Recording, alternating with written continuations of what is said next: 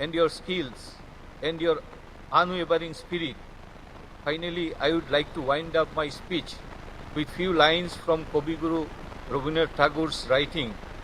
The highest education is that which does not merely gives us information, but makes our life harmony with all existence.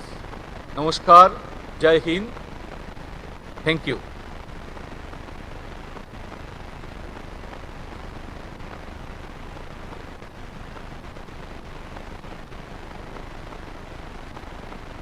Thank you, sir. I now request Professor Dr. Manik Saha, sir, Honorable Chief Minister of Tripura and Honorable Chief Guest of the Convocation Program, to please address the convocation.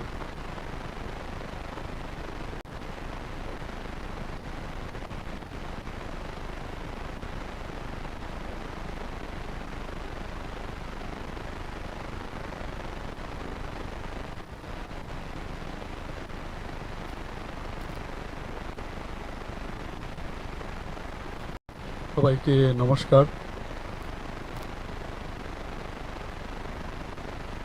আজকের এমবিবি বিশ্ববিদ্যালয়ে সমাবর্তন উৎসব, সেই উপলক্ষে আমাদের মাঝে উপস্থিত আছেন Shri Indrasena Reddy Nalluji, honourable governor of Tripura and Chancellor of MBB University.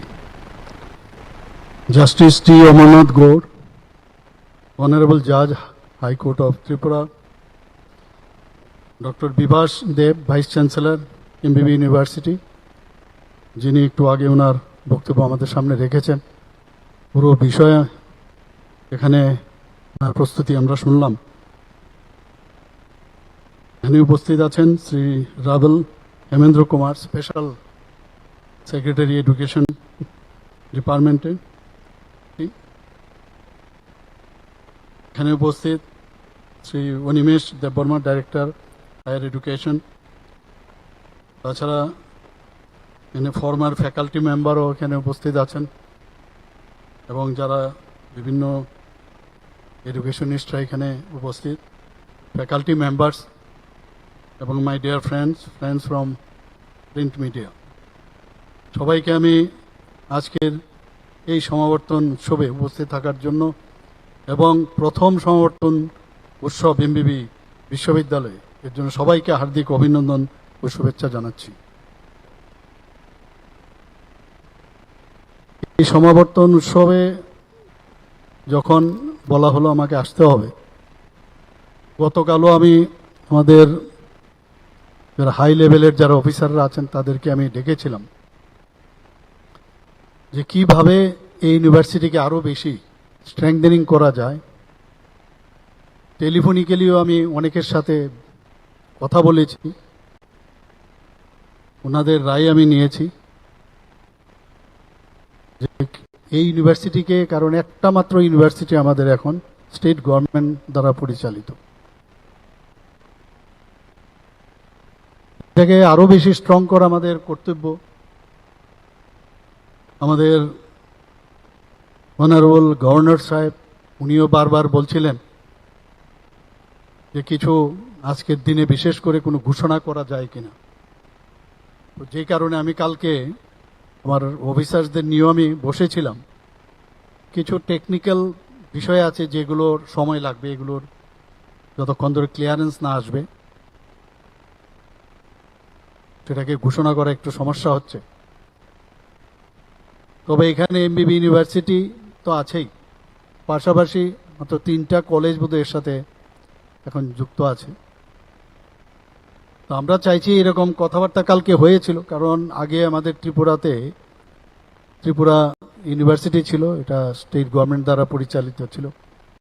পরবর্তী সময়ে যখন সেন্ট্রাল ইউনিভার্সিটি হয়, সেখানে এই ধরনের একটা মৌস্বাক্ষরিত হয়েছিল যে ত্রিপুরার যত জেনারেল কলেজগুলো আছে অ্যাটলিস্ট সেগুলো যেন ত্রিপুরা যে সেন্ট্রাল ইউনিভার্সিটি করতে হয় সেখানে তাদের থাকতে হবে। এগুলো বিশদভাবে আলোচনার পরে তারপর ডিসিশন নেব। আমাদের এই ধরনের আলোচনা হয়েছে, আমি ঘোষণা বলবো না।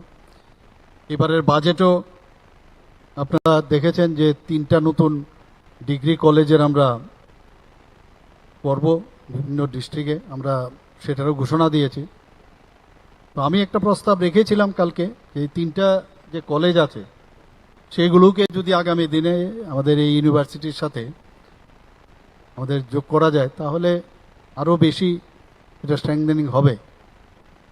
তো সেগুলো আইন দেখে সেগুলো আইনজ্ঞদের সাথে কথা বলে নিশ্চয়ই আমি এই বিষয়গুলো আমি দেখব। আমাদের এখানে বিভিন্ন ইউনিভার্সিটি, এখন প্রাইভেট ইউনিভার্সিটি অনেকগুলো এসছে এখানে। তো সেই ইউনিভার্সিটিগুলো যে পরিকাঠামো আমি দেখলাম বা অন্যান্য জায়গায়ও আমাদের, যেমন আমি কিং জর্জ মেডিকেল কলেজে আমি পড়তাম, সেখানে লখনৌ ইউনিভার্সিটির আন্ডারে ছিল, কিন্তু এখনই সেটা কিং জর্জ ইউনিভার্সিটি হয়ে গেছে। এখন কিন্তু কিং জর্জ মেডিকেল কলেজের আর নাম নেই। তো আমি একজনের সাথে কথা বলছিলাম কালকে, যদি এরকম হয় যে সব ইউনিভার্সিটি, কারণ এখানে ইনফ্রাস্ট্রাকচার ডেভেলপ করতে গেলে প্রচুর জায়গারও প্রয়োজন। এমবিবি কলেজের পাশে এটা যে জায়গা আছে, এটা ইউনিভার্সিটি বলতে যেরকম একটা জায়গা বা এরকম একটা মহল তৈরি করা প্রয়োজন, সেটা সমস্ত এমবিবি কলেজ চত্বরটা যদি এর মধ্যে ঢুকানো যায় তাহলে দেখতেও ভালো লাগবে, শুনতেও ভালো লাগবে। কিন্তু আমি এখনও বলছি যে বিষয়টা আলোচনার মাধ্যমে তারপর এটার প্রস এন্ড কন দেখতে হবে, দেখে তারপর আমরা ডিসিশনটা নেব, কারণ তারও একটা ঐতিহ্য আছে। তো আমি বললাম প্রায় 150 বছরের পুরনো কিং জর্জ মেডিকেল কলেজ যদি কেজি ইউনিভার্সিটি হয় তাহলে এটাও কেন করা যাবে না। আমরা তো মহারাজা বীর বিক্রম কিশোর মাণিক্য বাহাদুরের নামেই ইউনিভার্সিটি। তো সেটা পরবর্তী সময়ে আমরা নিশ্চয়ই চিন্তা করব। আজকে আমার খুব ভালো লাগলো যে এতদিন বাদে এখানের আজকের 9,642 জন শিক্ষার্থীকে, সবাই তো উপস্থিত নেই। আমি ভাবছিলাম যখন আমি একটা প্রোগ্রামে আমি বিশ্রামগঞ্জ থেকে রওনা দিলাম, আমি জিজ্ঞেস করছিলাম যে এত লোক এখানে জায়গা হবে কোথায়। তো হয়তোবা সবাই এখানে একসাথে অনেক আসতে পারেনি মোস্ট প্রবাবলি, কারণ পসিবলও না। তো ওনাদেরকে পরবর্তী সময়ে দেওয়া হবে, কারণ এই সমাবর্তন অনুষ্ঠান একটা সাংঘাতিক কিন্তু জীবনে, মানে আপনারা নিশ্চয়ই টিভির মধ্যে দেখেছেন যখন বিদেশ, দেশ বিদেশ, আমাদের দেশে সব জায়গায় যে সমাবর্তন অনুষ্ঠানে টুপি উপরে ছুঁড়ে ফেলে, এটা একটা অদ্ভুত, এটা মানে জীবনের জন্য একটা বিশেষ মুহূর্ত। আমি জানি না এতদিন বাদে 2017 থেকে 2024 সাল এতদিন তার যাত্রা, তারপরও এতদিন কেন দেওয়া হয়নি। কিন্তু আমি ধন্যবাদ দেব যে ইউনিভার্সিটির যারা ভাইস চ্যান্সেলর থেকে শুরু করে রেজিস্ট্রার বা অন্যান্য যারা আছেন ফ্যাকাল্টি মেম্বার, যে বেটার লেট দেন নেভার, লেট হওয়া দরকার, তবু অ্যাটলিস্ট হলো এটা। এবং এটা কিন্তু একটা পরম্পরা হওয়া উচিত। এবার যখন শুরু হয়েছে সেটা নিশ্চয়ই আগামী দিনেও সেটা চলবে। আমার জানা ছিল না যে এটা হয়নি। তাছাড়া এখানে প্রায় 135 যারা শিক্ষার্থী, একাডেমিক যারা এক্সিলেন্স, শ্রেষ্ঠত্বের জন্য, তাদেরকেও আজকে most probably, I don't know whether all the peoples are present or not, তো তাদেরকেও সম্মানিত করা হবে। এখানে কেরিয়ার তৈরি করার জন্য একটা পীঠস্থান আমি বলব। এবং এখানে এখন কম্পিটিশনের যোগ, বিভিন্ন ইউনিভার্সিটি যেহেতু এখানে এসছে, এবং কোনো ইউনিভার্সিটি প্রাইভেটই হোক, সেন্ট্রাল ইউনিভার্সিটি হোক, সব ইউনিভার্সিটিতে আমি যা খবর রেখেছি, সেখানে কিন্তু মানুষ চায় যে ইউনিভার্সিটিতে প্রপার পড়াশোনা ওনারা করুক এবং বিভিন্ন বিষয়গুলোর যাতে এভিনিউজ সেখানে ক্রিয়েট হয়। আমাদের সে যা খবর আছে এখন, যে এমবিবি বিশ্ববিদ্যালয়ে BBA, MBA, BCA, MSc, BSc এবং বায়োটেকনোলজি এমএসসি কোর্স, সেগুলো চালু করার ওনারা চেষ্টা করছেন। কোনো জিনিস যেন বাকি না থাকে। অ্যাট বেস্ট যা যা দরকার সারা ভারতবর্ষের, আজকে আমাদের এখানে নালন্দা, তক্ষশিলার কথা যদি আমরা বলি, মাননীয় প্রধানমন্ত্রী নরেন্দ্র মোদী যেগুলোকে পুনরুদ্ধার করার চেষ্টা করছে। আগে বিদেশ থেকে আমাদের ভারতবর্ষে মানুষ পড়াশোনা করতে আসতো, আর এখন আমাদের ছেলে মেয়েরা যদি বিদেশে পড়াশোনা করতে যায় আমরা হাততালি দেই বা বলবার জন্য একজনকে না জানলেও জানানোর চেষ্টা করি আমার যে ওয়ার্ড আমার ছেলে মেয়ে এখন বিদেশে পড়ছে। কিন্তু এখন দেখা যাচ্ছে বাইরের থেকে মানুষ আমাদের যে কৃষ্টি সংস্কৃতি পরম্পরা সেটাকে ভিত্তি করে মাননীয় প্রধানমন্ত্রীজি এত বছর পরে প্রায় 34 বছর পরে উনি ন্যাশনাল এডুকেশন পলিসি ডিক্লেয়ার করেছেন 2020। এবং আমরাও চাই যে আমাদের যে ঐতিহ্যকে সামনে রেখে যেভাবে এত সুন্দরভাবে ন্যাশনাল এডুকেশন পলিসি করেছে সেটাকে সামনে রেখে সমস্ত ইউনিভার্সিটি কলেজ এবং আমাদের যে 12th ক্লাস 10th ক্লাস বা প্রাইমারি সব জায়গার মধ্যে আমরা শুরু করছি। পাঠ্যপুস্তক এখন অনেক জায়গায় তৈরি হয়ে গেছে, তো সেগুলো নিশ্চয়ই আপনারা সেই কাজগুলো করবেন। আমাদের দেশের আগের যারা লিজেন্ড ব্যক্তিরা ছিল, সেটা গণিতেই হোক, সেটা বিজ্ঞানের বিষয় হোক, চিকিৎসা শাস্ত্রেই হোক, যোগ ব্যায়াম থেকে আরম্ভ করে দর্শন ফিলোসফি, আমাদের কাছে এটা একটা আর্ট অফ এক্সিলেন্স আমাদের দেশের জন্য। তো সেইগুলোকে যে আমরা সারা পৃথিবীর মধ্যে আমরা কিন্তু এটা এস্টাবলিশ যে ভারতবর্ষে এই জিনিসগুলো আছে ছিল, এবং এই 2020-এর যে ন্যাশনাল এডুকেশন পলিসি সেটাকে সামনে রেখে সেইভাবেই সেটাকে তৈরি করেছে। আমি আনন্দিত যে এটাকে মাথায় রেখে ইন্ডিয়ান নলেজ সিস্টেম এই কোর্সও এখানে চালু হচ্ছে। তো আগামী দিনে আমাদের যারা ছেলে মেয়েরা আছেন এই ধরনের নলেজ যখন আপনাদের কাছে থাকবে, আপনারা শুধু রাজ্যকে না ভারতবর্ষকে আপনারা কিন্তু লিড করবেন, এবং আমি নিশ্চিত সেটা আপনাদের সেই ক্ষমতা আছে এবং সেটা আপনারা নিশ্চয়ই আপনারা করবেন। আমাদের সরকারের তরফ থেকে আমরা চেষ্টা করছি কিভাবে এডুকেশন সিস্টেমকে আমরা শক্তিশালী করা যায়। এবং এখন তো এত সমস্ত আধুনিক যে ইনফ্রাস্ট্রাকচার এবং আধুনিক যে পড়াশোনার যে সুবিধা আমরা এখন দিতে পেরেছি, সেগুলোতে কিন্তু নলেজ শুধু কলেজের মধ্যেও সীমাবদ্ধ নয়, এবং নিজেরাও কিন্তু সেটাকে পাওয়ার সুযোগ রয়েছে। নেটের মাধ্যমেই হোক, সোশ্যাল মিডিয়ার মাধ্যমেই হোক, সব দিকে কিন্তু এখন সুবিধা অনেক অনেক সুবিধা হয়েছে। প্রযুক্তি এত স্ট্রং হয়ে গেছে। সেই দিনও আমি একটা bits and bytes, beyond the bits and bytes এর উপরে যে এআই অ্যালং উইথ 5G, তারপর আমার একটা স্পিচ ছিল নর্থ ইস্টার্ন কাউন্সিলের একটা বৈঠকে এই 3-4 দিন আগে দিল্লিতে। সেখানে আমি আর্টিফিশিয়াল ইন্টেলিজেন্সের উপরে এত সুন্দর আমি পড়তে গিয়ে আমি জানলাম যে একটা উদাহরণ আমি দিই, স্বাস্থ্যক্ষেত্রে এখন আর্টিফিশিয়াল ইন্টেলিজেন্স যদি আমরা ইউজ করি এবং সেখানে যদি আমরা সার্জারি করতে যাই, সেখানে কিন্তু গিয়ে ফিজিক্যালি থাকতে হবে। এখন এই স্টুডেন্টদের পক্ষে এত সুবিধা হয়ে গেছে যে আর্টিফিশিয়াল ইন্টেলিজেন্সের মাধ্যমে ওর নিজেকে মনে করবে যে as if I am in ওটি, অপারেশন থিয়েটারে। এত সুবিধা হয়ে গেছে।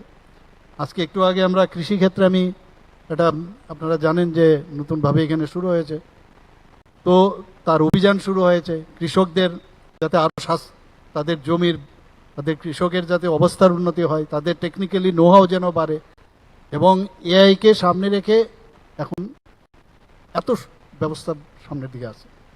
কাজে আগামী দিন স্টুডেন্টদের জন্য এত সুবিধা হয়ে গেছে। ক্লাসরুমে লিমিটেড সময়ের মধ্যে টিচারদের পক্ষে সম্ভব হবে না সব কিছু বলা, কিন্তু নিজেদের কাছে এখন এত সুবিধা হয়ে গেছে ঘরে বসেও অনেক কিছু বেশি, আরো বেশি সেই ইন এডিশন ভ্যালু এডেড আমি বলবো করে আরো বেশি আমাদের জানবার এখন সুবিধা হয়েছে। টেকনোলজি এখন ওই জায়গায় চলে গেছে। আজকে আমেরিকার যে কোনার মধ্যে যে টেকনোলজি ব্যবহার করে সেখানকার স্টুডেন্টরা যে জ্ঞান অর্জন করে, আমাদের ছেলে মেয়েরও প্রান্তিক যে আছে যে কোনো জায়গায়, সেও কিন্তু সেই আজকে এই প্রযুক্তির যুগে সেই জ্ঞানটা সে পেতে পারে। মাননীয় প্রধানমন্ত্রীজি বারবার বলছেন যে আগামী দিন তাদের কাছে সমস্ত পাওয়ার থাকবে যাদের কাছে জ্ঞান থাকবে। নলেজ যত বেশি যার কাছে, তত বেশি সামনের দিকে আসবে। এখানে আমরা কিছুদিন আগেও আপনারা দেখেছেন যে বিভিন্ন যে কলেজগুলো আছে সেখানে অ্যাসিস্ট্যান্ট প্রফেসরদের নিয়োগ আমরা এর মধ্যে আমরা নিয়োগ করেছি। সমস্যা আছে বহু জায়গার মধ্যে, এখনো ঘাটতি আছে, খামতি আছে, কিন্তু আমরা চেষ্টা করছি অতি অল্প সময়ের মধ্যে, আমাদের সরকার চেষ্টা করছে সব জায়গার মধ্যে কোনো যাতে গ্যাপ না হয়। এবং আমি চাই আগামী দিন এমবিবি ইউনিভার্সিটি তার লিড নোক। আমরাও তাহলে আগামী দিন আমরা বলতে পারবো যে না, আমাদেরও এমবিবি ইউনিভার্সিটি আমাদের আছে। একটা সময় ছিল 70 দশকে আমরা দেখেছি গোড়ার দিকে, আমরা প্রাইড ফিল করতাম যে আমি এমবিবি কলেজে পড়ি, এইরকম একটা খ্যাতি তার ছিল। সেটা যাতে কোনো অবস্থায় হারিয়ে না যায় এবং কোয়ালিটিভ টিচার, কোয়ালিটিভ ফ্যাসিলিটিস, তাহলে কোয়ালিটিভ স্টুডেন্টসও বেরোবে। আমি নিশ্চিত যে আজকের এই সমাবর্তন অনুষ্ঠানে কলেজের বা ইউনিভার্সিটির বাইরে আপনারা বেরিয়ে যাচ্ছেন, ঠিকই গেট দিয়ে বেরিয়ে যাচ্ছেন, কিন্তু আপনারা এমন এক জগতে আপনারা যাচ্ছেন যে সেখানে আসল শিক্ষা আপনাদের নিতে হবে এবং সেটাকে চ্যালেঞ্জ, বিভিন্ন ধরনের চ্যালেঞ্জ আসবে এবং চ্যালেঞ্জ জানিয়ে আমাদের আগামী দিন আমাদের সামনে যেতে হবে। তবে গিয়ে আমাদের এক ত্রিপুরা, শ্রেষ্ঠ ত্রিপুরা আমরা বলি, এক ভারত শ্রেষ্ঠ ভারত আমরা তবেই আমরা করতে পারব। আপনারা সবাই জানেন যে আমরা এর মধ্যে যারা ছাত্রীরা আছেন, আমরা উইমেন এম্পাওয়ারমেন্টের কথা আমরা বলছি। ছাত্রীদের জন্য বিনা কোনো পয়সা দিতে হয় না, তাদের টিউশন ফি, সব ধরনের টিউশন ফি বা অন্যান্য যে অ্যালাইড ফিসগুলো আছে আমরা মকুব করেছি। আমরা মুখ্যমন্ত্রী যুব যোগাযোগ যে যোজনা, সেই প্রকল্প আমরা চালু করেছি, এখনো সেটা চলছে। আমরা মুখ্যমন্ত্রী কন্যা আত্মনির্ভর যোজনা কিছুদিন আগে আপনারা শুনেছেন, সেটা চালু করেছি। বিনামূল্যে যারা শিক্ষার্থীরা যারা আছেন তাদেরকে আমরা ক্লাস 9-এ যারা পড়ে তাদেরকে সাইকেল দিয়েছি আমরা। স্কুটি আমরা এই বছর 140 জন যারা 12 ক্লাস পাস করেছে সিবিএসসি এবং টিবিএসসি, তাদেরকে 140 জন বেচে তাদেরকেও আমরা স্কুটি দিয়েছি, যাতে করে তারা আরো বেশি আগামী দিন যাওয়ার ক্ষেত্রে তারা ইন্সপায়ার্ড হয়, সেই ব্যবস্থা আমরা করছি। আমরা পিএম পোষণ, বিদ্যাজ্যোতির মতো স্কুল আমরা এখানে খুলেছি এবং অন্যান্য যেসব ইনফ্রাস্ট্রাকচার যা যা দরকার সেগুলো আমরা চেষ্টা করছি। আমি এখানে পাস আমরা করেছি ঠিকই, কিন্তু কঠোর পরিশ্রমের কিন্তু বিকল্প নেই। এই শুরু হলো, কিন্তু বেশ আমরা পেয়েছি। বহু জায়গার বহু লোক আছে আমরা দেখেছি যে টেকনিক্যাল ফিল্ডে আমি দেখেছি যে ভালো পড়াশোনায় ভালো ফার্স্ট সেকেন্ড হয়েছে, কিন্তু এভারেজ স্টুডেন্ট বাস্তব জগতে গিয়ে দেখা যায় ও অনেক বেশি সাকসেসফুল হয়, কারণ ওইখানে কিন্তু আসল শিক্ষা। কাজে এখানে সবাই তো আর ফার্স্ট সেকেন্ড থার্ড হতে পারবে না। বাকি এতগুলো লোক পাস করেছে, তাদের উপর ডিপেন্ড করবে যে আমি সার্টিফিকেট আছে, এখন আমি আমার নিজেকে কিভাবে আপগ্রেডেশন করব। তাহলেই যে আমার যে লক্ষ্য, আমার যে আগামী দিনের যে টার্গেট, সেটা আমরা ফুলফিল করতে পারব। আমরা চাই you should be the ambassador of Tripura আমাদের সমস্ত ক্ষেত্রে। এখনকার ছেলে মেয়েরা অনেক অনেক বেশি তারা পরিশ্রম করতেও জানে এবং তাদের মধ্যে নলেজও কিন্তু আমাদের তুলনায়, এবং সেটাই হবে, ডেভেলপমেন্ট তো হতেই থাকবে, জেনারেশন টু জেনারেশন এইভাবেই ডেভেলপ করে। এবং আরেকটা জিনিস আমার বলা প্রয়োজন যে যারা আশেপাশের লোক, ডাউন টু আর্থ সবসময় থাকা উচিত এবং সবাইকে সম্মান, সে ছোটই হোক বড়ই হোক, সবাইকে আমাদের একটা, কেননা আমরা নতুনভাবে এই ধরনের একটা মহল তৈরি করি যে সবাইকে সম্মানের সাথে বলা, ডাকা, সবাইকে সম্মান দেওয়া। সেটা যখন আমরা চেষ্টা করব, তাহলেই আমরা দেখব যে, আমার মনে আছে আমি যখন লখনৌতে পড়তাম তখন অনেকে বলছে যে লখনৌর কালচারই আরেক রকম। আপনারাও নিশ্চয়ই শুনেছেন যে পেহলে আপ এরকম। আবার উত্তরপ্রদেশে কানপুরে গেলে আরেক রকম মহল। তো এই মহল তৈরিও কিন্তু একটা পরম্পরা, অনেক চেষ্টার মাধ্যমে সেটা নিশ্চয়ই আমরা সবাই মিলে আমরা সেটা করব এবং আপনাদের ভবিষ্যৎ জীবন ও প্রচেষ্টা সফল হোক, এই কথাগুলো বলে আমি সবাইকে আবার হার্দিক অভিনন্দন, শুভেচ্ছা জানিয়ে আমার বক্তব্য শেষ করছি। নমস্কার, জয় হিন্দ।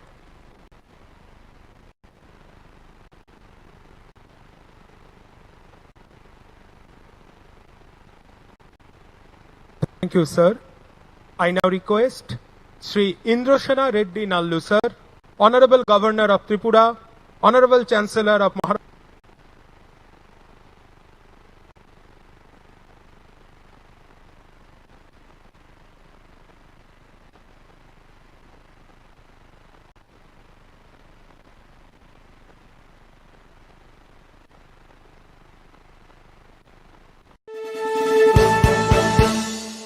আপনি দেখছেন নিউজ নাও, আমরা জানি কোনটা খবর।